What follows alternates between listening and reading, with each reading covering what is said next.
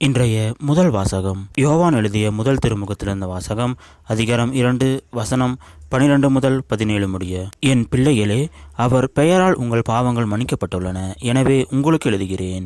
தந்தையரே, தொடக்க முதல் இருக்கும் அவரை நீங்கள் அறிந்துள்ளீர்கள். எனவே உங்களுக்கு எழுதுகிறேன். இளைஞர்களே, தீயோனை நீங்கள் வென்றுள்ளீர்கள். எனவே உங்களுக்கு எழுதுகிறேன். சிறுவரே, நீங்கள் தந்தையை அறிந்துள்ளீர்கள். எனவே உங்களுக்கு எழுதியுள்ளேன். தந்தையரே, தொடக்க முதல் இருக்கும் அவரை நீங்கள் அறிந்துள்ளீர்கள். எனவே உங்களுக்கு எழுதியுள்ளேன். இளைஞரே, நீங்கள் வலிமை வாய்ந்தவர்கள். கடவுளின் வார்த்தை உங்களுள் நிலைத்திருக்கிறது. தீயோனை நீங்கள் வென்றுள்ளீர்கள். எனவே உங்களுக்கு எழுதியுள்ளேன். உலகின் மீதும் அதிலுள்ளவை மீதும் அன்பு செலுத்தாதீர்கள். அவ்வாறு அன்பு செலுத்துவரிடம் தந்தையின் பால் அன்பு இராது. ஏனெனில் உலகு சார்ந்தவையான உடலாசை, இச்சை நிறைந்த பார்வை, செல்வ செருக்கு ஆகியவை தந்தையிடமிருந்து வருவன அல்ல. அவை உலகிலிருந்தே வருபவை. உலகம் மறைந்து போகிறது, அதன் தீய நாட்டங்களும் மறைந்து போகின்றன.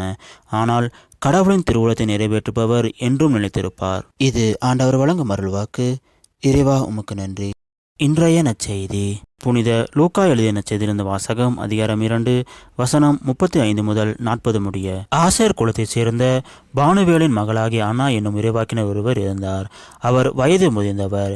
மணமாகி 7 ஆண்டுகள் கணவரோடு வாழ்ந்த பின் கைம்பெண் ஆனவர். அவருக்கு வயது 84. அவர் கோவிலை விட்டு நீங்காமல் நோன்பிருந்து மன்றாடி அல்லும் பகலும் திருப்பணி செய்து வந்தார். அவரும் அந்நேரத்தில் அங்கு வந்து கடவுளை புகழ்ந்து எருசலேமின் மீட்புக்காக காத்திருந்த எல்லாரிடமும் அக்குழந்தையை பற்றி பேசினார். ஆண்டவருடைய திருச்சட்டப்படி எல்லாவற்றையும் செய்து முடித்த பின்பு அவர்கள் கலிலேயாவில் உள்ள தங்கள் ஊராகிய நாசரேத்துக்கு திரும்பி சென்றார்கள். குழந்தையும் வளர்ந்து வலிமை பெற்று ஞானத்தால் நிறைந்து கடவுளுக்கு உகந்ததாய் இருந்தது. இது கிறிஸ்து வழங்கும் நற்செய்தி. கிறிஸ்துவே, உமக்கு புகழ்.